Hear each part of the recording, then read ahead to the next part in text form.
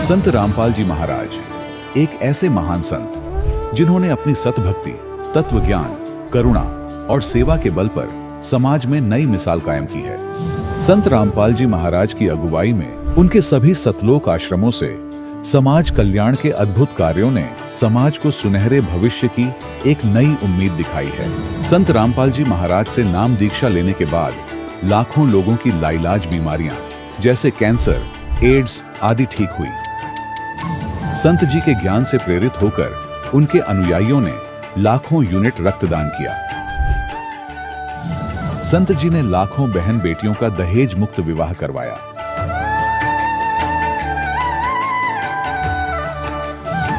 संत जी ने लाखों लोगों का नशा छुड़वाया, करोड़ों उजड़े परिवार बसे। संत जी के आश्रमों में समागम के दौरान निःशुल्क नेत्र चिकित्सा, दंत चिकित्सा प्रदान की जाती है। संत रामपाल जी महाराज द्वारा समय समय पर पर्यावरण संरक्षण के उद्देश्य से बड़े स्तर पर वृक्षारोपण किया जाता है। संत जी ने जरूरतमंदों को तत्काल राहत पहुंचाने के लिए एम्बुलेंस सेवा शुरू की। संत जी अपने अनुयायियों को देहदान के लिए प्रेरित करते हैं, जिससे मानवता की सेवा और चिकित्सा क्षेत्र में सुधार हो सके। संत रामपाल जी महाराज के सभी आश्रमों में हर रोज निःशुल्क भंडारा आयोजित किया जाता है, जहां हर वर्ग, हर जाति और हर धर्म के लोग एक साथ बैठकर भोजन करते हैं।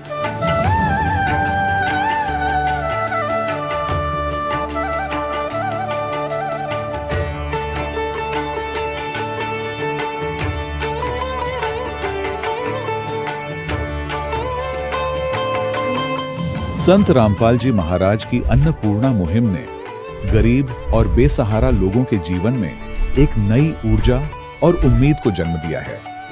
घर घर खाद्य सामग्री और जरूरी मदद पहुंचाकर संत रामपाल जी महाराज ने लोगों को दुख और मजबूरी से लड़ने की ताकत प्रदान की है।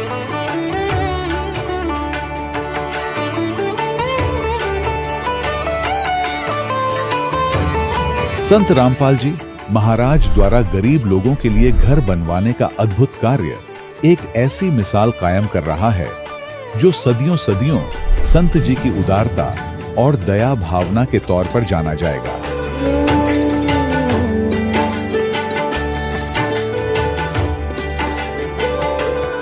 संत रामपाल जी महाराज के आश्रम में हजारों बुजुर्गों को सम्मान और प्यार के साथ जीवन जीने का अवसर मिलता है। उनके खाने, रहने और स्वास्थ्य की पूरी जिम्मेदारी संत रामपाल जी महाराज उठाते हैं। अनाथ बच्चों के लिए संत रामपाल जी महाराज के सभी आश्रम किसी वरदान से कम नहीं। यहाँ उन्हें शिक्षा, संस्कार और भविष्य के लिए बेहतर अवसर प्रदान किए जाते हैं। चाहे बाढ़ हो, भूकंप या महामारी, संत रामपाल जी महाराज और उनके अनुयायी हमेशा ही जरूरतमंदों के लिए सबसे आगे खड़े रहते हैं।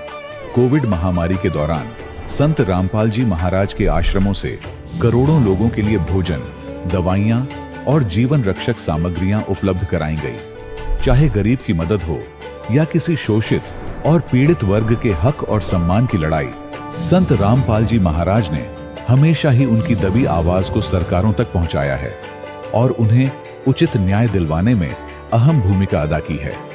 समाज में आध्यात्मिक और सामाजिक मूल्यों के प्रति जागरूकता लाने में संत रामपाल जी महाराज हर कदम पर मानवता के सच्चे सेवक साबित हुए हैं। संत रामपाल जी महाराज का जीवन हमें सिखाता है कि सच्ची सेवा वही है जो निस्वार्थ भाव से की जाए। आइए हम भी इस महान सेवा के कार्य में इस महान संत से जुड़ें और संत रामपाल जी महाराज से नाम दीक्षा लेकर अपने जीवन को धन्य बनाएं।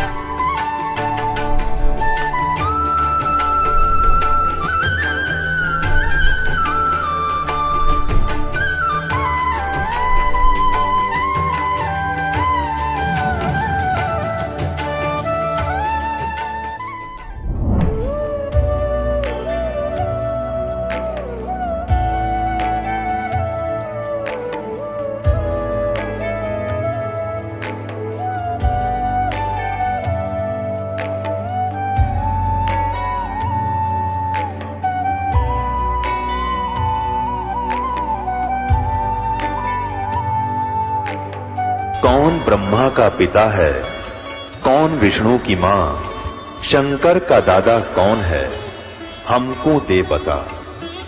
ये जानने के लिए कृपया सुनिए। जगत गुरु तत्वदर्शी संत रामपाल जी महाराज के अमृत वचन सर्व पवित्र धर्मों के पवित्र शास्त्रों के आधार पर। सत साहिब दर्शकों, मानव जीवन की कठिनाइयां और परेशानियां उसे निरंतर संघर्ष की ओर धकेलती हैं। शांति की तलाश में लोग विभिन्न धर्मों और आस्थाओं का सहारा लेते हैं, परंतु सही मार्गदर्शन के बिना यह खोज अधूरी रह जाती है। दिल्ली के रहने वाले नरेश जी भी ऐसी ही परेशानियों से जूझ रहे थे। इन्होंने ईसाई धर्म भी अपनाकर देखा, परंतु उन्हें दुखों से निजात नहीं मिल पा रही थी। इसके विपरीत परिवार में क्लेश, बीमारियां और नशे की लत ने उनके जीवन को और भी दुखद बना दिया था।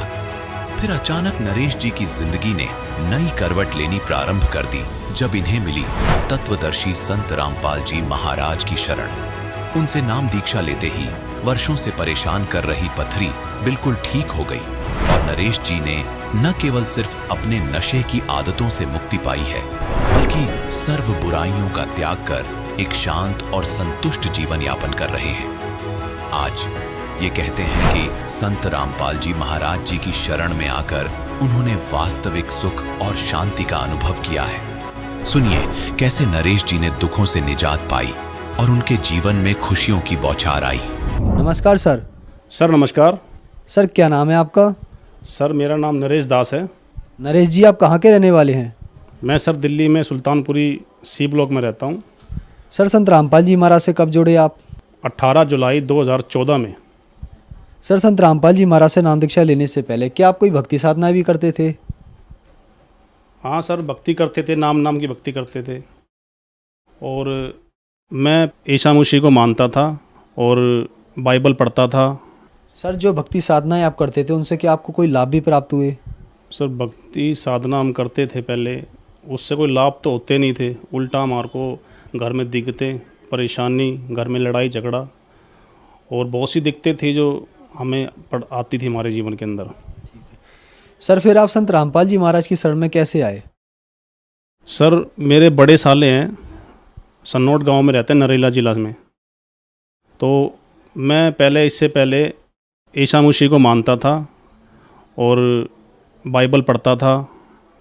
तो वो मुझसे, मेरे बड़े साले कहते थे कि भाई नरेश और कहीं भागना दौड़ना है तो और दौड़ ले, फिर तुझे मैं ऐसी जगह ले जाऊंगा फिर वहाँ से दोबारा तुम कभी भी वापसी जा नहीं पाओगे। आप ऐसी भक्ति साधना परमात्मा बताएंगे आपको, हमारे सतगुरु रामपाल जी महाराज। तो मैं इसको इग्नोर करता था हमेशा। तो बाइबल पढ़ता था और चर्च में जाता था। हम 1.5-2 साल हम चर्च में गए। झगड़ा तो खैर हमारे घर में होता ही था, किसी भी कारण झगड़ा बनता हो हमारे घर में, किसी भी कारण, पापा से, मम्मी से, भाइयों से, बहनों से। तो हमारी बनती नहीं थी, मियाँ बीवी हम दोनों परेशान थे। तो एक दिन मैं अपने परिवार से, अपने पापा मम्मी से लड़ाई झगड़ा करके और अपने ससुराल चला गया। ससुराल जाने के बाद मेरे साले ने मुझे बताया कि भाई अब तू चल, तेरा टाइम आ गया, सतगुरु रामपाल जी महाराज के शरण में चल और उनसे नाम दीक्षा ले और परमात्मा दया करेंगे सतगुरु रामपाल जी महाराज, और पूरे विश्व में और कोई आपको संभाल भी नहीं सकता। तो सर मैं वहाँ गया, मेरे इतनी टेंशन थी और इतनी दिक्कतें थी, मैं संभाल नहीं पाता अपने आप को भी और ना अपने घर बच्चों परिवार को भी। इतना परेशान था मैं, कभी कभार सोचता कि मैं किसी को मार दूं या खुद मर जाऊं। माइंड में ऐसी भावना हमारे मन के अंदर आती थी। तो मेरे साले मुझे ले गया आश्रम में। मैं फर्स्ट टाइम गया था मैं, और वहाँ देखा मैंने तो बहुत बड़ा मतलब वहाँ पर स्थान बना था परमात्मा का, सतगुरु रामपाल जी महाराज का। तो मैंने देखा वहाँ पे लाखों आदमी भंडारा कर रहे हैं, बैठे हुए हैं और परमात्मा की चर्चा कर रहे हैं, सतगुरु रामपाल जी महाराज की। जहाँ देखो वहीं चर्चा हो रही परमात्मा की, सतगुरु रामपाल जी महाराज की, हमें ये लाभ हुआ, हमें ये लाभ हुआ। तो मैं अंदर गया तो मेरा माइंड बिल्कुल ब्लॉक हो गया। मैं क्या करूँ, सर में दर्द बहुत ज़ोरों से हो रहा और घर की स्थिति सोच रहा मैं क्या करूँ, मेरा आगे क्या हुआ मेरे जीवन के अंदर। जो सतगुरु रामपाल जी महाराज के शिष्य थे वहाँ सब बैठे हुए थे, तो वो बता रहे थे, वहाँ मैं बैठा सुन रहा था। वहाँ मैं जानता भी नहीं कौन थे वो कौन नहीं, कम से कम 12-13 आदमी वहाँ बैठे हुए थे और वो बता रहे कि भाई मेरे अंदर 70 भूत थे। और कोई कह रहा मैं ऐसे सर में ना अपना पकड़ के अपने घर के दीवारों में मारता था बहुत ज़ोर से। और मैं सुन रहा वहाँ पर भाई कैसे लाभ बता रहे हैं भाई, मेरे पता नहीं क्या बता रहे हैं। वो तो मेरा बड़ा साला आया, कह रहा भाई अब आया तो परमात्मा की शरण में, सतगुरु रामपाल जी महाराज की शरण में तो आया तो नाम देख ले, चल जाइए यहाँ से भाई। तो मैं जो टेंशन होगी, मैंने कहा भाई अगर आया हूँ तो इतनी दूर तो नाम लेके ही जाऊँगा सतगुरु रामपाल जी महाराज से। अब तो मैं गया, नाम दीक्षा ली मैंने। सर संत रामपाल जी महाराज से नाम दीक्षा लेने के बाद क्या आपको कोई लाभ भी प्राप्त हुए? हाँ सर, ज़रूर बताऊँगा मैं मुझे क्या क्या लाभ हुए हैं। मैंने नाम दीक्षा ली परमात्मा से, सतगुरु रामपाल जी महाराज से। डॉक्टर ने मुझे बताया, मेरा वो अल्ट्रासाउंड करा था मेरा, तो मेरे गुर्दे में 6 mm की पथरी थी राइट साइड में, और लेफ़्ट साइड में थी 4 mm की। मैं उससे बहुत ज़्यादा पीड़ित था, बहुत परेशान था उस पथरी से, मुझे बहुत ज़्यादा पेन होता था। तो मैंने नाम दीक्षा ली, परमात्मा का आशीर्वाद लिया। सतगुरु रामपाल जी महाराज ने मेरे सर पर हाथ रखा, पंजा रखा, वो दर्द और वो पथरी आज 6 साल हो गए हैं। मुझे ये नहीं पता वो दर्द गया कहाँ है और पथरी, वो दोनों की दोनों पथरी गई कहाँ, मुझे खुद नहीं पता। मैं बिल्कुल मतलब इस दर्द से मतलब दूर हो चुका हूँ मैं। और सर दूसरा लाभ, मेरा हाथ टूटा हुआ था सर, 15 साल पुरानी चोट थी मेरे हाथ में। मैं पेड़ पर लटका हुआ था एक बार, तो पेड़ की जब मैं डाली टूट गई तो मेरा नीचे ना गिरा, तो हाथों के बल गिरा था मैं। तो मेरे दोनों हाथ है ना, ये दोनों मुड़ चुके थे, और यहाँ से इतनी ऊंची हड्डी थी, इतनी ऊंची, कम से कम 1 इंची हड्डी मेरी हाथ की राइट साइड की उठी हुई थी। 15 साल हो गए थे मेरे हड्डी को उठी हुए को, वो बैठती नहीं थी कभी भी। मैंने बहुत दवाइयाँ खाई, प्लास्टर भी करवाया था मैंने, तो वो ठीक नहीं हुई थी हड्डी। 15 साल पुरानी चोट। तो मैं एक बार आश्रम में बैठा हुआ था, तो सतगुरु रामपाल जी महाराज के शिष्य थे वो, उसने आया बताया कि भाई आपके शरीर में आप कहीं चोट वोट लगी है आपके? मैं कहा जी हाँ चोट तो लगी हुई जी। मैं जानता भी नहीं कौन था वो।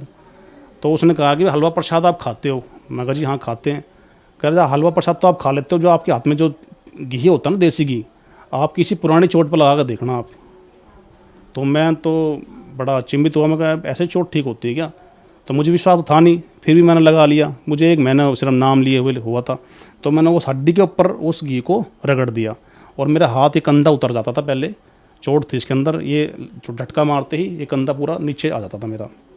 इससे काफ़ी परेशान रहा मैं काफ़ी साल। तो सर, तो मैंने वो घी लगाया दोनों जगह पर। फिर एक टाइम ऐसा आया कि मैं अपनी वैन लेके जा रहा था, और ठंड का टाइम था उस टाइम में, और मेरे हाथ में इतना तेज़ पेन हो रहा था इस दर्द, इस हड्डी के अंदर। तो मेरी सास थी, नरेले में रहती है, बवाना गांव में। तो उसने बताया था कि भाई नरेले में एक ऐसा डॉक्टर है हड्डी वाला, वो 300 रुपये लेगा एक टीके के, और आपकी हड्डी के अंदर लगा देगा वो टीका, वो आपकी हड्डी बैठ जाएगी। तो मेरा ध्यान वहाँ गया।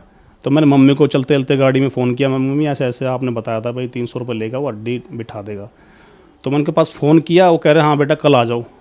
तो मेरा फिर दूसरी बार मेरा ध्यान सीधा गुरु जी की तरफ गया, सतगुरु रामपाल जी महाराज की तरफ, कि भाई ये तो झूठ बोल रहे हैं, अगर ऐसा घी लगाया था मैंने और ऐसे प्रसाद खाया था। तो मेरा ध्यान वहीं गया, मैं परमात्मा तय करो भगवान। तो मैं घर पे आपसे गाड़ी लेके सिर्फ पार्क के अंदर गाड़ी लगाई थी वैन, इतने में मैंने ऐसे स्टीयरिंग ऐसे छोड़ा और चाबी लगाई, ऐसे हाथ देखा तो मेरे सामने वो हड्डी ऐसे नीचे बैठती हुई नजर आई। तो मैं वहाँ डर गया एकदम से, भाई ये कैसे हो सकता है? ये शटर बंद करते हैं किसी दुकान का या दरवाज़ा बंद करते हैं, ऐसे ही वो हड्डी नीचे बैठती हुई नजर आई, और मैं घबरा गया था वहाँ पर। तो मैं अपने घर पे गया, अपनी मिसेज को बताया, अपनी पत्नी को बताया। तो वो उसने देखा भाई ऐसे ऐसे भी होता क्या? मैंने कहा भाई भगवान जानते हैं, परमात्मा सतगुरु रामपाल जी महाराज जानते हैं। मैंने उनको याद किया था, एकदम से 15 साल पुरानी चोट कैसे बैठ सकती है? मैंने प्लास्टर करवा लिया, पट्टी दवाई खा ली मैंने, ये कैसे बैठ सकती है? मैं कहा तो परमात्मा का काम है, फिर तो ये छोटी मोटी शक्ति नहीं है। तो मेरा वहाँ से दृढ़ विश्वास हो गया था। और मेरी मिसिज को बहुत ज़्यादा परेशानी थी, ब्लड उनके शरीर में बहुत कम था। जब ये सतगुरु रामपाल जी महाराज का जो आश्रम है, उन्होंने वहाँ जाकर नाम दीक्षा ली। 6 पॉइंट पर उनका खून था, ब्लड था उनके शरीर में, और 1 महीने के अंदर बिगर दवाई खाए और ज़्यादा फल फ्रूट मैंने खिला दिए हो, ऐसा कुछ नहीं था। उनका 9 पॉइंट 1 महीने के अंदर बढ़ गया। मैंने जांच करवाई थी। सर क्या आप नशा भी करते थे? हाँ सर, नशा करता था सर मैं। तो क्या संत रामपाल जी महाराज से नाम दीक्षा लेने के बाद आपका नशा छूट गया? हाँ सर, बिल्कुल छूट गया सर। बियर में बहुत ज़्यादा पीता था। घर में अपने मिसेज को बोलता था कि मेरे लिए चिकन उबाल दो, और मैं सर्दी के अंदर भी रजाई में बैठ के बियर को पीता था और मांस खाता था। तो बहुत ज़्यादा आदी था सर मैं, बहुत परेशान भी था। ऐसी हम तो बेकार की ज़िंदगी जी रहे थे। सतगुरु रामपाल जी महाराज ने बताया कि भाई ये तो गलत चीज़ है ये, और इससे आपकी भक्ति नहीं बन सकती, ये राक्षस खाना है। मदिरा और मांस खाना ये राक्षस का खाना था ये। तो सर मैंने ये बियर, दारू, मांस, मच्छी, बीड़ी, सिगरेट ये सब कुछ छूट गया सर मेरा। सतगुरु रामपाल जी महाराज ने बहुत दया बख्शी हमारे पे, और सतगुरु रामपाल जी महाराज की दया से, उसकी कृपा से आज हमारा परिवार बहुत सुखी है। सर, संत रामपाल जी महाराज से नाम दीक्षा लेने के बाद आपको बहुत सारे लाभ प्राप्त हुए। हम आपसे एक बात जानना चाहेंगे। पहले आप बहुत ज़्यादा परेशान थे, उसके लिए आप देवी देवताओं के पास गए, फिर आप संत रामपाल जी महाराज की शरण में आए, और संत रामपाल जी महाराज की शरण में आने के बाद आपको बहुत सारे लाभ प्राप्त हुए। तो ऐसा क्या है कि आप लोग देवी देवताओं के पास जाते हैं, गुरुओं के पास जाते हैं, वहाँ ठीक नहीं होते, और संत रामपाल जी महाराज की शरण में आके ठीक हो जाते हैं? क्या कारण है? सर ये आध्यात्मिक ज्ञान है, और जो धर्मगुरु बैठे हुए हैं संसार के अंदर, ये शास्त्र विरुद्ध साधना बताते हैं। सतगुरु रामपाल जी महाराज हमको सतभक्ति देते हैं, सत मंत्र देते हैं, किसकी कैसे कौन से मंत्र हैं और किसकी कैसे भक्ति करनी पड़ती है, और पूरे शास्त्र अनुकूल ये साधना बताते हैं। और उसके नियम जो बताते हैं परमात्मा हमारे सतगुरु रामपाल जी महाराज, उन नियम में रहकर अपनी भक्ति करो और अपने लाभ उठाओ परमात्मा का। सर, संत रामपाल जी महाराज से नाम दीक्षा कैसे ली जा सकती है? सर सत्संग आता है सतगुरु रामपाल जी महाराज का, तो उसके नीचे एक पट्टी आती है और उसमें नंबर लिखे हुए हैं। उस नंबर पे आप कॉल कर सकते हो, और जिला वाइज और अपने नाम स्थल बने हुए हैं, वहाँ पर फ़ोन करके नाम स्थल का पता करके वहाँ नाम दीक्षा ले सकते हो। धन्यवाद सर। सत साई। दर्शकों, अभी आपने सुने संत रामपाल जी महाराज से दीक्षा प्राप्त करके सुखी हुए भक्त के अनुभव। अब देखिए जगत गुरु तत्वदर्शी संत रामपाल जी महाराज के मंगल प्रवचन। तो यहां परमात्मा ने बताया कि इस काल भगवान को अपनी गलती के कारण एक श्राप लगा है। 1 लाख मानव शरीरधारी प्राणियों के सूक्ष्म शरीर से निकाल कर गंध आहार करने का। अपने आत्माओं जैसे ये शरीर है, ये तो यहीं रह जाता है। जैसे बादाम के ऊपर एक कवर होता है, वो कवर खाने का नहीं होता, उसके अंदर गिरी होती। इसी प्रकार हमारे इस स्थूल शरीर के नीचे एक सूक्ष्म शरीर है, और उस सूक्ष्म शरीर के अंदर जो भी हम इस स्थूल शरीर से खाते हैं, टेस्ट लेते हैं, आनंद लेते हैं, बकवाद करते हैं, सुल्फा, शराब, तम्बाकू सेवन करते हैं, उसका कुछ अंश उस सूक्ष्म शरीर में जाके समा जाता है। और उस सूक्ष्म शरीर के अंदर ये जीव मरता नहीं, और सूक्ष्म शरीर जल्दी से नष्ट नहीं होता। इस स्थूल शरीर को यहां कवर को छोड़ देते हैं, अंदर से वो गिरी ले जा करके एक तपस्या है इस काल भगवान के 21वें ब्रह्मांड में, और वो अपने आप प्रज्वलित रहती है।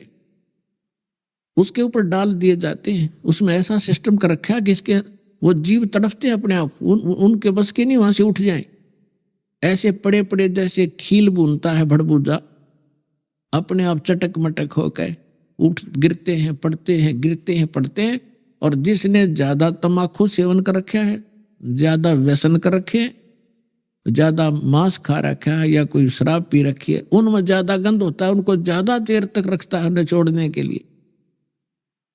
और फिर उस 1 लाख से निकले हुए उस गंध को ऑटोमेटिक उसके एक पात्र में चले जाते हैं, और उसके बाद उन जीवों को वहां से उड़ा दिया जाता है। अब वो आकर के फिर बीच में शीतल क्षेत्र से आकर वो नॉर्मल से होकर धर्मराज के दरबार में आकर गिरते हैं गदड़ गदड़, जैसे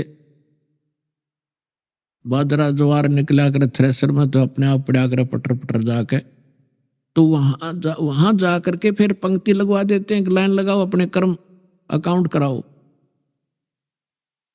फिर वहां जाकर वो अकाउंट न्यारा रह गया, तेने इतने पाप किए, इतने पुण्य किए, पुण्य के लिए स्वर्ग चल, पाप के लिए नरक चल। फिर 83 लाख योनियों में ये चक्कर जो का तू। सतगुरु आए दया करी, ऐसे दीन दयाल, बंदी छोड़ वृत्तास कहा, जठर गनी प्रतिपाल। सतगुरु आए दया करी, परमात्मा स्वयं सतगुरु बनकर आए। सतगुरु मीन जो सच्चा ज्ञान दे, यथार्थ जानकारी दे भक्ति की। हम कौन हैं, हम कहां से आए हैं, हमारा यहाँ क्या उद्देश्य है जीने का, हम क्यों मर रहे हैं, क्यों खप रहे हैं। किसी की टांग कट गई, कोई कैंसर भोग रहा है, किसी के मुंह में बुरा हाल है, किसी का अधरंग मार गया, किसी का बेटा मर गया, किसी की बेटी मर गई। एक परिवार के 4-4 सदस्य खत्म हो जाते, शेष टक्कर मार रहे होते। इस लोक में तुम रह रहे हो क्योंकि आपको विकल्प का पता नहीं था। और जिन नकली संतों ने परमात्मा की वाणी चुरा के इस राधा स्वामी पंथ, धन धन सतगुरु पंथ, ये जय गुरुदेव पंथ, ये निरंकारी पंथ और जितने भी ये अन्य जो हिंदू धर्म के ठेकेदार हैं, न कख भी पता नहीं क्या है का, ये सारे काल के दूत है, उल्टा ज्ञान दे रहे हमारे को। इनको ज्ञान नहीं था, ये सच्चाई हमें बता नहीं सके क्योंकि ये सब काल प्रेरित है। पुण्यात्माओं, 600 वर्ष पहले भगवान आए थे और उस समय वो अपनी अमृत वाणी से अपना यथार्थ ज्ञान बोला उन्होंने। उनकी प्यारी आत्मा धर्मदास जी ने उसको लिपिबद्ध किया, जो सच्चिदानंद घन ब्रह्म की वाणी कहलाती है, जिसको हम कबीर वाणी कहते हैं। गीता अध्याय नंबर 4 के श्लोक नंबर 32 में यही प्रमाण है कि अब तक मैंने जितने भी आपको साधनाएं बताई हैं अर्जुन, चौथे अध्याय के 25 से लेकर 31 तक मंत्र में, तो वो कोई तो देवताओं की पूजा करता है, कोई स्वाध्याय करता है, कोई प्राणायाम अपान की क्रियाओं को करके ही प्रसन्न है, कोई योग अभ्यास करता है और कोई देवताओं की पूजा तक सीमित है। सभी अपनी अपनी साधनाओं को श्रेष्ठ मानते हैं, पापनाशक जानते हैं, लेकिन उस परमेश्वर ने अपने मुख कमल से जो यज्ञों की, धार्मिक अनुष्ठानों की जानकारी दी, विस्तार से के साथ दी है, वो तत्व ज्ञान है। चौथे अध्याय के 32वें श्लोक में। फिर चौथे अध्याय के 34वें श्लोक में कहा है कि उस तत्व ज्ञान को जो भगवान ने खुद आकर बोला है, खुद बताया वो ज्ञान स्वयं किसी तत्वदर्शी संत से जाकर समझे, उनको दंडवत प्रणाम करने से, कपट छोड़कर उनसे प्रसन्न करने से वो तत्वदर्शी संत तुझे उस तत्व ज्ञान का उपदेश करेंगे। तो उस तत्व ज्ञान के अंदर परमेश्वर ने 600 वर्ष पहले आकर ये ज्ञान दिया था। और जैसा परमात्मा की लीला में लिखा हुआ है, वो कैसी लीला करते हैं, परमात्मा को पहचानने के लिए हमने अपने उन सदग्रंथों को पुनः देखना पड़ेगा, जिनको हम आज तक शिरोधार्य मानते आए। पवित्र हिंदू धर्म के अंदर हम चारों वेदों को सर्वश्रेष्ठ मानते हैं, और जो भी कोई साधु संत वेदों के मंत्र बोलकर संस्कृत में और फिर उनका अनुवाद हमें सुनाता रहा, हम उसको विद्वान पुरुष मानते रहे और ये मानते रहे कि वेदों का बड़ा ज्ञाता है और वेदों के अंदर भगवान की महिमा लिखी है, ये हम मानते ही थे। फिर कोई पुराणों का नाम लेकर के हमें सुनाता था कि पुराणों में ऐसा लिखा है, विष्णु पुराण में ऐसा है, शिव पुराण में ऐसा है, और फिर पूजा बताते थे भगवान शंकर की, भगवान विष्णु की।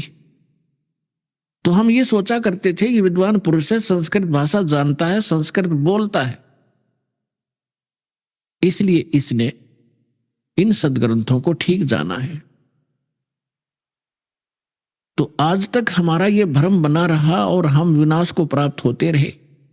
600 वर्ष पहले परमात्मा ने आके कहा था, गुण तीनों की भक्ति में ये भूल पड़ो संसारे, कहे कबीर निज नाम बिना कैसे उतरो पार। तीन देव की जो करते भक्ति, उनकी कदे ना होवे मुक्ति। 600 वर्ष पहले परमात्मा ने ये यथार्थ ज्ञान दिया था, जो दास आपको आज बता रहा है। और आज आप शिक्षित हो, उस समय हमारे पूर्वज शिक्षित नहीं थे। अरे नकली संतों, ऋषियों, आचार्यों और शंकराचार्यों का दाव लगा रहा कि जनता अशिक्षित है, और इसी बात से परमात्मा के उस अनमोल ज्ञान को हमसे दूर रखा कि कबीर एक धानक है, कबीर एक जुलाहा है, और ये शिक्षा ग्रहण कर नहीं सकता, क्योंकि ब्राह्मण लोग ब्राह्मणों को ही शिक्षा दिया करते थे। संस्कृत पढ़ने का अधिकार केवल ब्राह्मण को ही होता था, अन्य कोई नहीं पढ़ सकता था। जिस समय परमात्मा ये ज्ञान सुनाया करते थे। उसमें ऐसा प्रतिबंध था। यह भी एक कथा सुनाता हूँ आपको, बीच में एक उदाहरण देता हूँ, याद आ गया। हरियाणा के अंदर खरखोदा के पास एक कड़ौली गांव है, कड़ौली।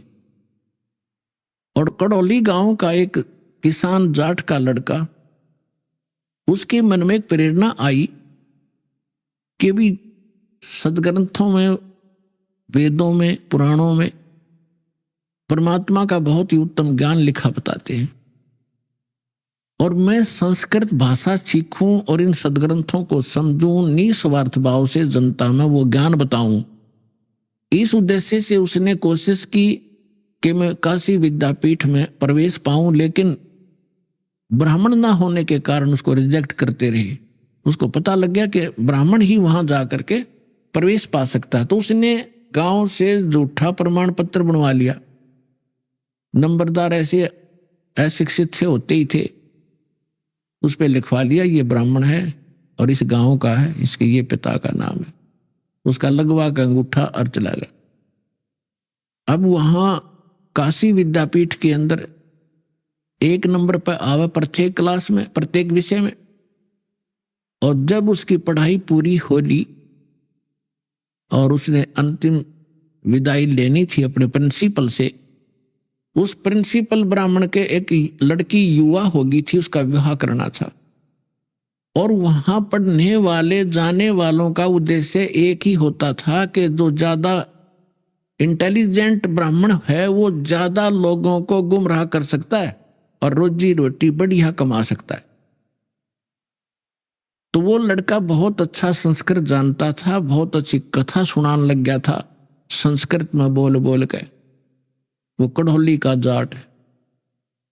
तो उस प्रिंसिपल ने सोचा कि इससे बढ़िया लड़का होनहार नहीं, और खूब दुनिया ने ठग सकता है, खूब दुनिया को मूर्ख बना सकता है, बढ़िया प्रवचन करता है, सुरीली आवाज है, बड़ा बेखटक बालक है। लड़के ने कहा गुरुदेव आशीर्वाद दो आपके बच्चे को और सफल हो मैं अपने फील्ड में। तब उस प्रिंसिपल ने कहा कि भाई मुझे कोई गुरु दक्षिणा नहीं देगा तू, मांगो गुरुजी, मांगो जो आप कहोगे, ऐसे नहीं भाई, वचनबद्ध हो। कहा जी हो गया वचनबद्ध कि मैं अपनी लड़की का रिश्ता आपसे करना चाहता हूं। अब वो फंस गया धर्म संकट में कि मैं जाट ये ब्राह्मण की लड़की, उसमें जात पात बहुत घनी हुआ करती, बाद में पता चल लेगा पंचायत होंगी, घनी दुखी कर देंगे ये लोग मुझे। तो उसने साची बतानी पड़ेगी कि गुरुदेव मैं एक बात बताना चाहता हूं जो मैंने आज तक छुपा रखी थी। तक बता भाई।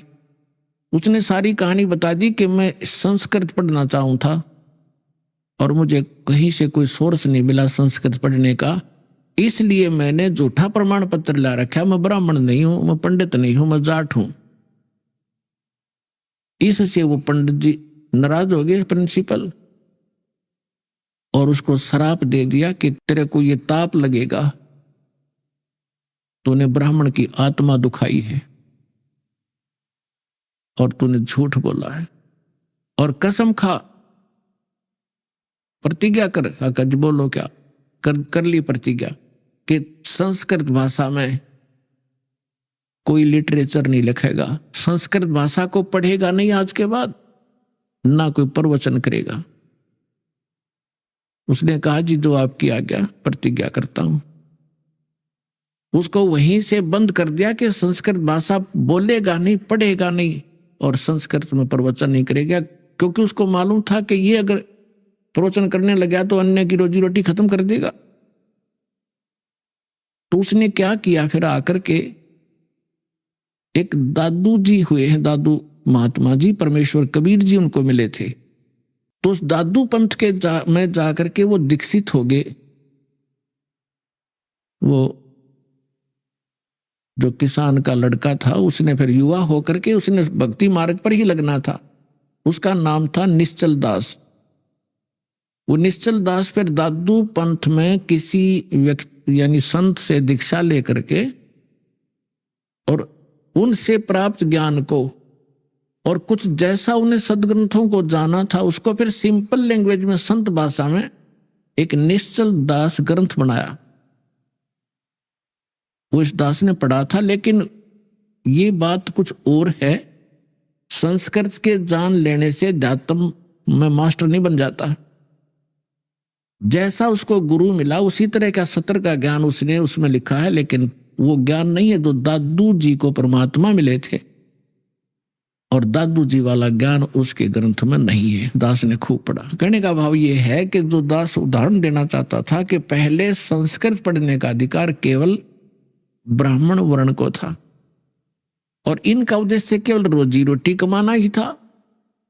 जैसे आजकल शिक्षा क्या है, कोई इंजीनियर बनता है, अपने बच्चे को बनाता है, उद्देश्य ये रहता है ये कोठी बनावेगा, कार लेवेगा, फलाने के लड़के ने ऐसे किया था, आज वो बड़ी ठाठ से रह रहा। कोई डॉक्टर बनता है तो उसका उद्देश्य ये होता है कि दुनिया में लूटूंगा, 2 के 20 बनाऊंगा, कोठी गाड़ूंगा और कार लूंगा, ठाठ से रहूंगा। अब ये हो गया, यह शिक्षा इसलिए चल रही है, और ये भूल गए उस दिन को कि संसार छोड़कर भी जाना होगा। अब जैसे कोई अन्य भी कोई ला करता है, मैं जज लगूंगा, मैं ये करूंगा, वकील बनूंगा, इंजीनियर बनूंगा, टीचर बनूंगा, उद्देश्य केवल मन में एक ही होता है। लेकिन परमात्मा हमें याद दिलाना चाहते हैं कि जिस लोक में आप रह रहे हो, इसमें आप रावण जितना धन इकट्ठा नहीं कर सकते। सर्व सोने की लंका थी वो रावण से रणधीरम, एक पलक में राज बिराजी जम के पड़े जंजीरम। सर्व सोने की लंका थी सारी, जैसे हम ईंटों से महल बनाते हैं, ऊपर सीमेंट लगा के उसकी सफेदी करा के चमकाते हैं, कहते हैं ऐसे वो तो सोने में बना रखा था, स्वर्ण के अंदर, गोल्ड में। रति कंचन पाया नहीं रावण चलती बार, संसार छोड़कर जाने लगा तब 1 ग्राम सोना भी साथ नहीं ले गया। यही लंका के नागरिकों ने लूट ली उसकी लंका, और बाहर से गए हुए सैनिक थे रामचंद्र के, वो उठा ले पत्थर के पत्थर सोने, और वो कुत्ते वाली मौत मरा और गधे की योनि प्राप्त हुई। तो परमात्मा हमें याद दिलाना चाहते हैं, एक यहां डॉक्टर था हिसार के अंदर, आई डॉक्टर था आंखों का, बहुत अच्छा अस्पताल चल रहा था। तो वो अपने लड़के का एडमिशन कराने के लिए गाड़ी में बैठाकर पति पत्नी जा रहे थे। रास्ते में दुर्घटना होगी, तीनों मारे गए, और बताने वाले ऐसे पेपरों में आया था कि उसके पास इतना धन है, पता नहीं उसको भी खुद कितना धन होगा। अब शर्म मार ले उस धन ने, चाट ले उस पढ़ाई ने, डॉक्टरी ने। आपकी तकत आपने क्या घूम रहा होगा, पैसे दुनिया लूट लेगी, उसके रिश्ते रिलेटिव ले जाएंगे उसने, और आप पाप से लद कर चला गया। पुण्यात्माओं, भक्ति मार्ग को सफल करने के लिए हमने प्रत्येक मर्यादा का ध्यान रखना पड़ेगा। आपको इनके गुण अवगुण बताए जाते हैं ताकि आप अपनी इस भक्ति को सफल कर सके, मार ना खा जाए। बीच बीच में ये एग्जाम्पल देने पड़ते हैं, सत्संग उद्देश्य कुछ और है, उसको बाद में छेड़ेंगे।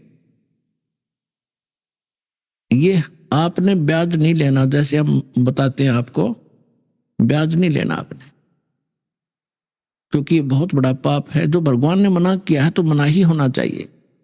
आप मदद करना चाहते हो वैसे कर दो। और फिर हम किस लिए धन इकट्ठा करते हैं? हम करते हैं कोठी बंगले बनाने के लिए और ब्याह शादी में बकवाद रचाने के लिए। ये बकवाद भक्ति में नहीं चलेंगी। यदि आपने परमात्मा पाना है और यहाँ से सुख लेना है, कि जीवन सुख में ठीक ढंग से अपने व्यतीत करना है, तो जो दास मर्यादा बताता है ये गॉड गिवन है, और इनके अनुसार चलोगे तो आप सफल हो जाओगे, यहाँ भी सुखी रहोगे और फिर सतलोक चले जाएंगे, सदा के लिए पीछा छूटा इस गंदे लोक से। रोहतक के अंदर एक मिगलानी परिवार था, है वो अब भी कुछ तो विशेष बचे होंगे, और वो क्या करता था, फाइनेंस का काम किया करता और 18% ब्याज लेता था। और उसके हमारे भक्तों ने एक कोई गाड़ी ली थी अपने लोन लेकर उससे, तो उससे आना जाना रहा, किस्त कैश देते थे। आप ब्याज ले नहीं सकते, अगर मजबूरी हो तो दे सकते हैं। तो कहने का भाव ये है कि जब हमारे भक्त कहीं जाएंगे तो ज्ञान भी सुनाएंगे। उस जो फाइनेंसर था उसका पिता वहां बैठा करता था उस बच्चे के ऑफिस में। उस पिताजी से ज्यादा संपर्क रहता था उन भक्तों का, जाना आना। उनसे समझाया करते थे कि आप भक्ति करो, हमारे गुरुदेव के पास यथार्थ भक्ति है, आप ऐसे ऐसे ज्ञान सुनाते थे। तो वो व्यक्ति कहता था, उनका पिता, कि आज मेरे जैसा सुखी संसार में नहीं है, और मैं शंकर भगवान की पूजा करता हूँ, वैष्णो देवी की पूजा करता हूँ, मैंने गुरु भी बना रखा है, आप क्या मुझे शिक्षा दे रहे हो? एक लड़का तो फाइनेंसर है, महीने की लाख रुपए की कमाई है इसकी। एक बेटा मेरा जज है, उसकी पत्नी भी जज है, अब मुझे क्या शिक्षा देते हो तुम? अपने आत्मा ये बात ध्यान रखना, परमात्मा ने बताया है कि जब तक इस प्राणी के पूर्व जन्म की भक्ति और दान कमाई शुभ संस्कार चलेंगे, तब तक ये कोई भक्ति करो चाहे ना करो, कितने पाप इकट्ठा करता रहो, वो तो उसको मिलेगा ही मिलेगा। और वो गलती से ये सोच बैठता है कि मैं जो भक्ति साधना कर रहा हूं इससे मुझे ये लाभ हो रहा है। और जब वो पुण्य समाप्त हो जाएंगे, पाप का दौर शुरू होगा, फिर उसकी सारी पूजा दरी दराई रह जाएंगी वहां पर। वही पूजा करते करते उसका विनाश हो जाता है। तो वो उस भक्ति से उसको कोई लाभ नहीं था। अगर उस भक्ति से होता तो आगे भी बचाव होता। तो कुछ दिनों के बाद पेपर में, एक समाचार पत्रों में खबर छपी, और उस खबर को पढ़कर उस भक्त ने हमें बताया, जी ऐसे ऐसे हम एक फाइनेंसर से कुछ वो लोन लिया था, लोन तो उनका क्लियर हो चुका था। फिर उनको याद आया कि तो वही व्यक्ति है जो न्यू कहा करता कि मेरे जैसा सुखी नहीं, उसमें क्या लिखा था। फिर वो जाकर आए, वहां पर शोक व्यक्त करने भी गए। उस समय तो बात करण की भी नहीं थी ना, अच्छा नहीं लगा था। बाकी वो जाके आए, सारी कथा सुनी।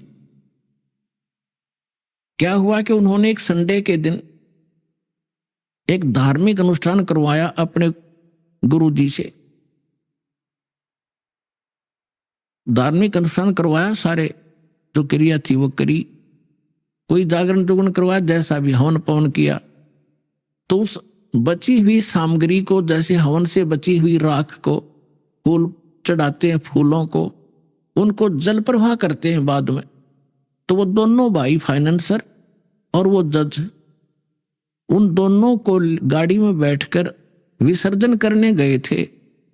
एक रोहतक से झज्जर रोड के ऊपर दिल्ली साइड में एक जवाहरलाल नेहरू कैनाल है, पक्की नहर है, बहुत चौड़ी, और उसमें पानी जब चलता है फुल बहुत बह के चलती है। साथ में ड्राइवर था। उन्होंने जो लिफाफा ले रखा था फूल फाल, वो जाकर के ऐसे पानी में डालना चाहा किनारे पे खड़ा होकर के। वो कुछ पटरी टेढ़ी थी उसकी, ऐसी स्लोप में, वो ऐसे गिर गई। उन्होंने सोचा कि जल प्रवाह तो नहीं हुआ, पानी कुछ नीचे है, तो एक दूसरे का हाथ पकड़ लिया। जज खड़ा रहा, उसका जो फाइनेंसर भाई था वो उसको अपना हाथ पकड़ा कर उसको, और नीचे को होकर ऐसे जल प्रवाह करने लगा उस पटड़ी पर पड़ी हुई स्लोप के अंदर उस सामग्री को। ऐसा पैर फिसला, वो झटके में दूसरा भी साथ ही, दोनों उस दरिया में बह गए। तीसरे दिन लाश पाई थी उनकी।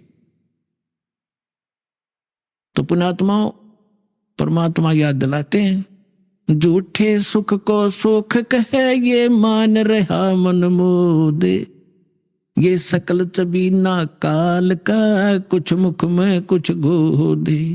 मन तू सुख के सागर बसरे बाई और न ऐसा यसरे, मन तू सुख के सागर बसरे बाई और न ऐसा यसरे। अब हम आते हैं अपने प्रसंग पर कि परमात्मा 600 वर्ष पहले आकर बताया करते थे, तीन देव की जो करते भक्ति उनकी कदे ना होवे मुक्ति। गुण तीनों की भक्ति में ये भूल परो संसारे, कहें कबीर निज नाम बिना तुम कैसे उतरो पारे। अब 600 वर्ष पहले परमात्मा यही कहा करते कि इन तीनों ब्रह्मा विष्णु महेश की जो भक्ति करते हैं उनका कभी मोक्ष नहीं हो सकता। और इसी बात का विरोध कर दिया उन नकली आचार्यों, शंकराचार्यों ने, मंडलेश्वरों ने, ब्राह्मणों ने, कि कबीर हमारे धर्म की हानि करता है, हमारे देवताओं की इंसल्ट करता है, इसको मारो, पत्थर मारो, बुरा हाल कर दिया, बदनाम कर दिया। ये क्या जाने सदग्रंथों को, ये क्या जाने गीता और पुराणों और वेदों के गूढ़ रहस्यों को, क्योंकि ये संस्कृत नहीं पढ़ा है। तो उस समय इन नकलियों का दाव लगा। लेकिन मालिक तो मालिक ही होते हैं, उनका उस समय आना हमारे लिए वरदान बना। और उन्होंने अक्षर ज्ञान नहीं था जैसा भी ये लोग मानते रहे, और उन्होंने वो ज्ञान बोल रखा जो वेदों और गीता पुराणों के अंदर, जो हमारे गुरु, धर्म गुरु आचार्य शंकराचार्य, मंडलेश्वर, जो संस्कृत भाषा के माहिर माने जाते थे, वो नहीं समझ सके हमारे सदग्रंथों को। और वो परमात्मा ने 600 वर्ष पहले बोला था कि ब्रह्मा विष्णु महेश की मृत्यु होती है, ये अविनाशी नहीं है, इनकी माता दुर्गा है, इनके पिता काल हैं, ज्योत स्वरूपी निरंजनीय सरपुरुष है। लेकिन उस समय हमारे तक ये ज्ञान नहीं आने दिया गया और इसको दबा दिया गया, कबीर साहब को बदनाम किया गया। धानक था, जुलाहा था, वो क्या जाने सदग्रंथों के बारे में। अपने आत्माओं, परमात्मा कच्चे काम नहीं करते, समर्थ होते। यदि उस समय भगवान नहीं आए होते तो आज हम कैसे पहचानते भगवान कैसा होता है। उस समय जो लीला कबीर परमेश्वर ने की, और वेद बताते हैं कि ऐसी लीला भगवान करता है, और उन जैसी लीला आज तक जिनको हम भगवान माना करते थे उनकी हिस्ट्री में, उनकी जीवनी में नहीं है। तो जो वेद बताते हैं परमात्मा की डेफिनेशन, और वेद बताते हैं परमात्मा की महिमा, और वो अगर किसी की लीला में मिलती है तो who is God, he is God. तो कौन है वो परमात्मा? वही है वो परमात्मा जो वेदों अनुसार ज्ञान है और वेदों अनुसार उसकी महिमा है कि वो कैसे लीला करता है, कैसे आता है और कहाँ रहता है, कैसा वो फॉर्म है उसकी, साकार है या निराकार है। आज तक जितने भी पंथ हैं, धर्म हैं, और सभी परमात्मा को निराकार बताते हैं। उसका कोई आकार नहीं, वो बॉडीलेस है, उसका कोई शरीर नहीं है, वो तो सर्वव्यापक है। और हमारे सभी धर्मों के सदग्रंथ बताते हैं वो परमात्मा नर आकार है, मनुष्य सदृश है, सह शरीर है, उसका नाम कबीर है। और ऊपर अपने निज स्थान में, ऊपर के लोक में, सतलोक के अंदर वो एक बहुत बड़े गुम्बद में विराजमान है, और वहां उसके सिर पर सेरा है, मुकुट है, और ऊपर छत्र है उस परमात्मा की। ये तो हमारे सदग्रंथ बताते हैं। और जिन महापुरुषों को परमात्मा मिले वो आंखों देखा संत बताते हैं। अब जैसे हम कैसे पहचान करें कि परमात्मा कौन है? प्रथम तो हमारे जो थ्योरी है, हमारा सिद्धांत है, हमारे ग्रंथ हैं, वेद हैं, गीता है, पुराण है, कुरान और बाइबल है। इनके अंदर जो भगवान की महिमा गाई गई है वो परमात्मा के विषय में कही गई, और जो परमात्मा में वो गुण पूरे हैं तो वो परमात्मा है। ये तो हमारी थ्योरी हुई। और फिर जिनको साक्षात्कार हुआ भगवान का, जिन्होंने भगवान को पाया, उन महापुरुषों ने फिर अपने एफिडेविट दे रखे अपनी अमृतवाणी में। किस किस को मिला? आदरणीय धर्मदास साहिब जी को परमात्मा आकर मिले। ऋग्वेद मंडल नंबर 9 और सूक्त नंबर 86 के मंत्र 26 और 27 में, ऋग्वेद मंडल नंबर 9 सूक्त 82 मंत्र 1, 2, 3 में, ऋग्वेद मंडल नंबर 9 सूक्त 96 के 96 के मंत्र 16 से लेकर 20 में, ऋग्वेद मंडल नंबर 9 सूक्त 20 मंत्र 1 में, ऋग्वेद मंडल नंबर 9 सूक्त 54 मंत्र 3 में, ऋग्वेद मंडल नंबर 9 सूक्त 94 मंत्र 1 में, ऋग्वेद मंडल नंबर 9 सूक्त 95 मंत्र 2 में, ऋग्वेद मंडल नंबर 9 सूक्त 67 और मंत्र नंबर 26 में, ऋग्वेद मंडल नंबर 9 और सूक्त 1 मंत्र 8 और 9 में। इनके अंदर क्या वर्णन है, एक सबका सामूहिक बताता है दास। इनमें वर्णन है कि वो पूर्ण परमात्मा सबका सर्व उत्पादक यानी सबका जनक, सब ब्रह्मांडों का रचनहार, ऊपर के लोक में सतलोक में वहां रहता है, एक ऊंचे से स्थान पर एक बहुत बड़े गुंबज के अंदर। वहां वो देखने में राजा के तुल्य है, जैसे राजा के सिर पे मुकुट होता है, उसमें बहुत सुंदर झलक होती है, और सिंहासन पर विराजमान है। तख्त, तख्त माने सिंहासन। और वो परमात्मा ही यहां आता है, अच्छी आत्माओं को मिलते हैं, शरीर आते हैं, बिजली विद्युत जैसी गति से आता है, शीघ्रगामी है वो, 1 सेकंड के अंदर यहां आ जाते हैं और अच्छी आत्माओं को मिलते हैं, उनको तत्व ज्ञान से परिचित कराते हैं। और वो परमात्मा अपने ज्ञान को, अपने द्वारा रची सृष्टि को और यथार्थ भक्ति विधि को लोकोक्तियों के माध्यम से, दोहों के माध्यम से, यानी पद्य भाग में उच्चारण करके ऊंचे स्वर में कहीं खड़ा होकर के वाणी बोलने लग जाते थे, और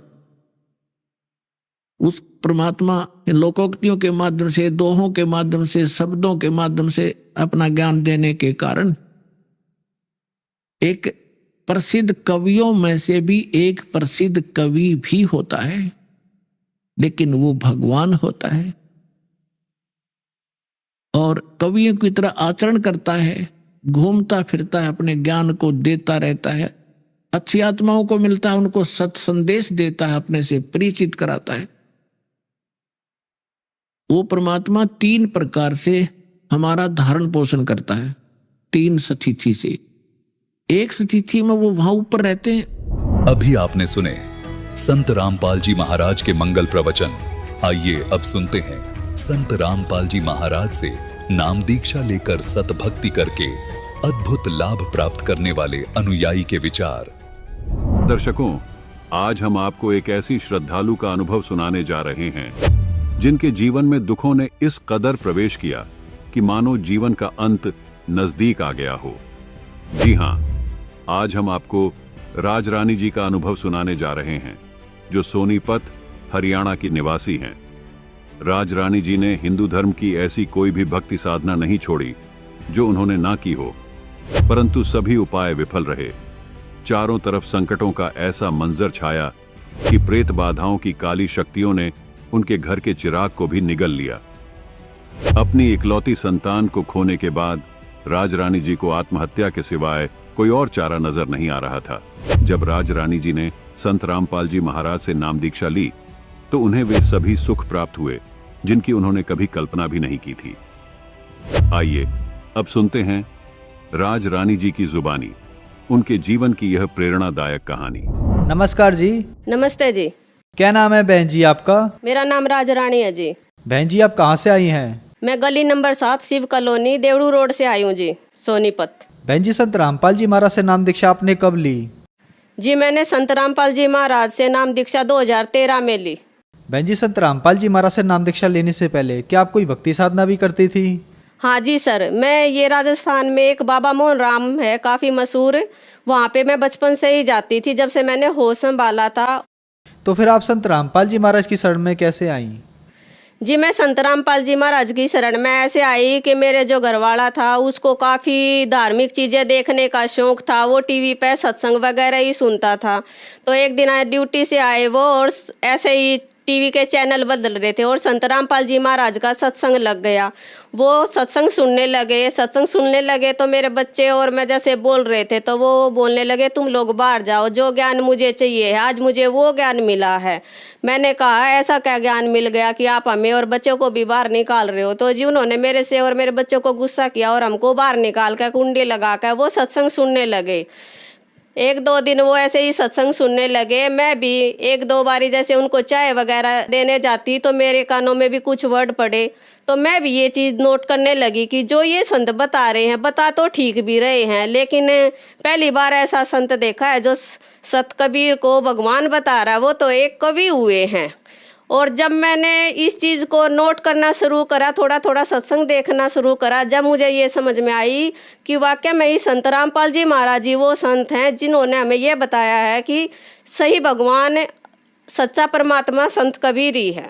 और वही ज्ञान देख के हमने SMS के जरिए ज्ञान गंगा पुस्तक मंगाई और मैंने और मेरे घर वाले ने वो पुस्तक पढ़ी और उस पुस्तक से और टीवी का सत्संग सुन के ही हम संत रामपाल जी महाराज की शरण में आए हैं। बहन जी, हमने सुना है कि जो भी श्रद्धालु संत रामपाल जी महाराज से नाम दीक्षा लेते हैं उनको बहुत सारे लाभ प्राप्त होते हैं, चाहे वो आध्यात्मिक हो, भौतिक हो, शारीरिक हो या मानसिक हो। तो क्या संत रामपाल जी महाराज से नाम दीक्षा लेने के बाद आपको भी कोई लाभ प्राप्त हुए?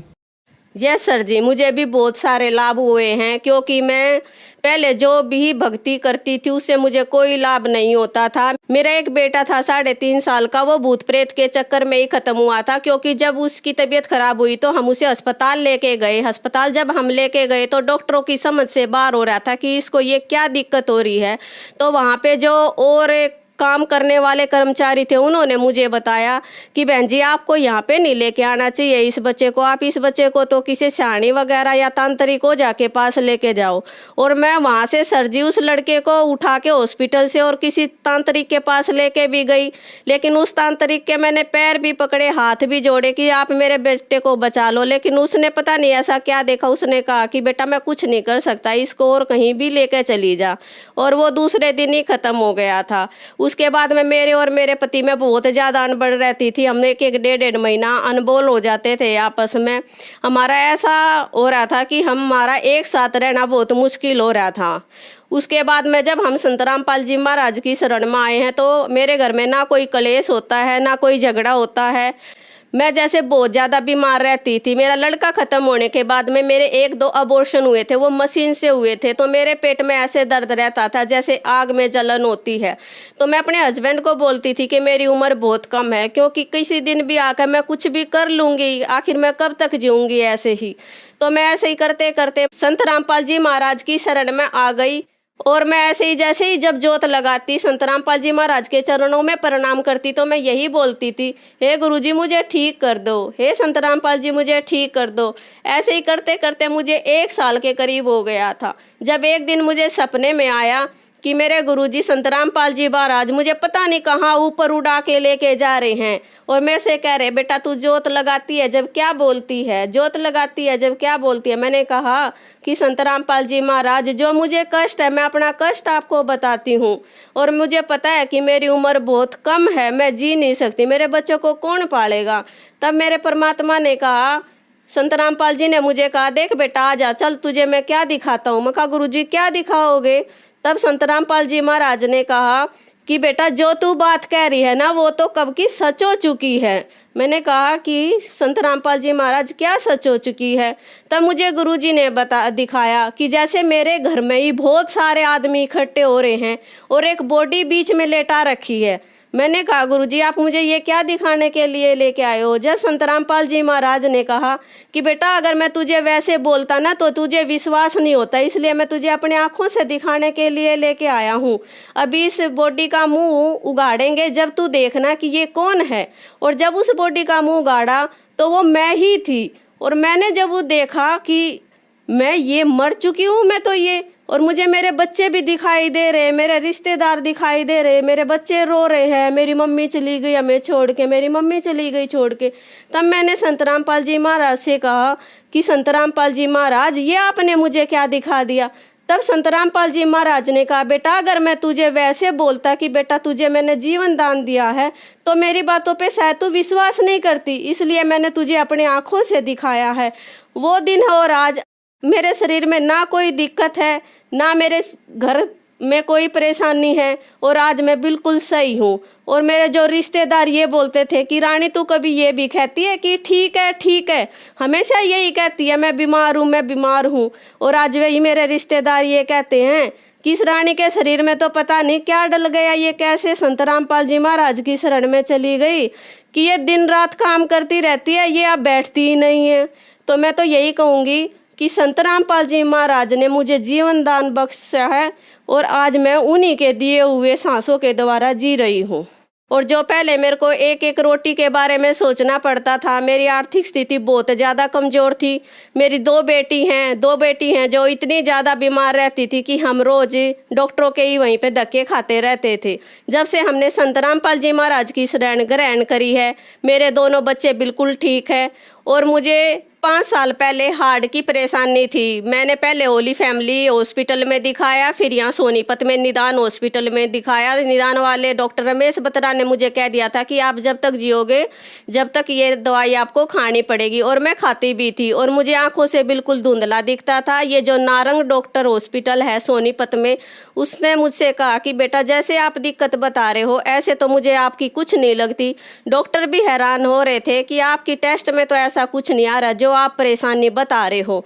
और एक मुझे पूरे शरीर में इतना ज़्यादा दर्द रहता था कि ना मैं सो सकती थी ना मैं लेट सकती थी। मैं रोती थी और अपने हस्बैंड को बोलती थी कि मुझे जहर का इंजेक्शन लगवा दो, इस परेशानी से मैं बहुत ज़्यादा दुखी हो गई हूँ।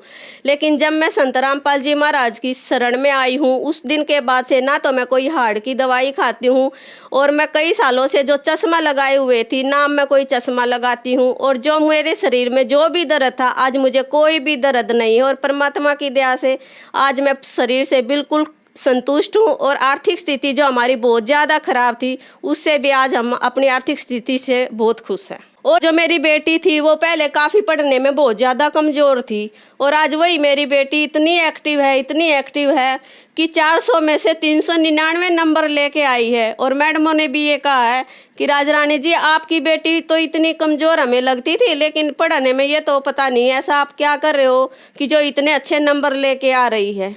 और आज मेरी दोनों की दोनों बेटियाँ पढ़ने वगैरह में बहुत ज़्यादा एक्टिव हैं। और वो पहले इतनी ज़्यादा बीमार रहती थी कि हम हमेशा डॉक्टरों के ही धक्के खाते रहते थे। संत रामपाल जी महाराज की कृपा से आज हमारे घर परिवार में बिल्कुल सुख शांति है।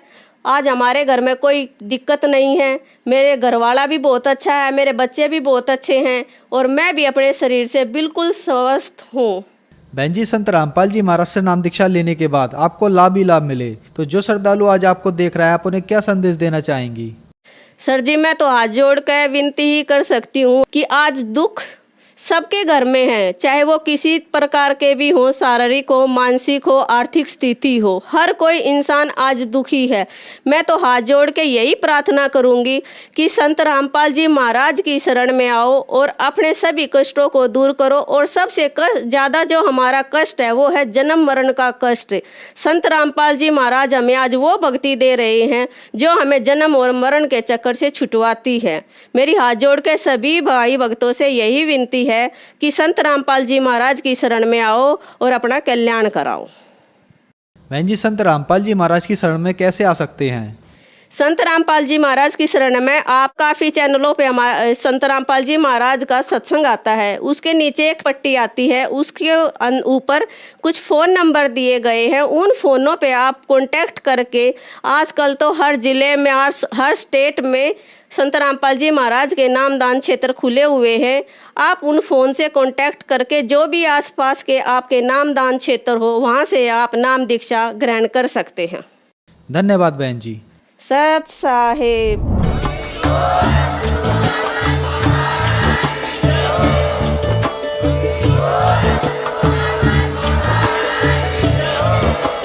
आप सुन रहे थे जगत गुरु तत्वदर्शी संत रामपाल जी महाराज जी के मंगल प्रवचन। अधिक जानकारी के लिए विजिट कीजिए हमारी वेबसाइट www.jagatgururampalji.org। संत रामपाल जी महाराज जी के शुभ आशीर्वाद से पूरे विश्व भर में 500 से भी ज्यादा नाम दीक्षा केंद्र हैं, जिन पर संत रामपाल जी महाराज जी द्वारा ऑनलाइन निशुल्क नाम दीक्षा दी जा रही है। अपने नजदीकी नाम दीक्षा केंद्र का पता करने के लिए संपर्क करें 8222880541।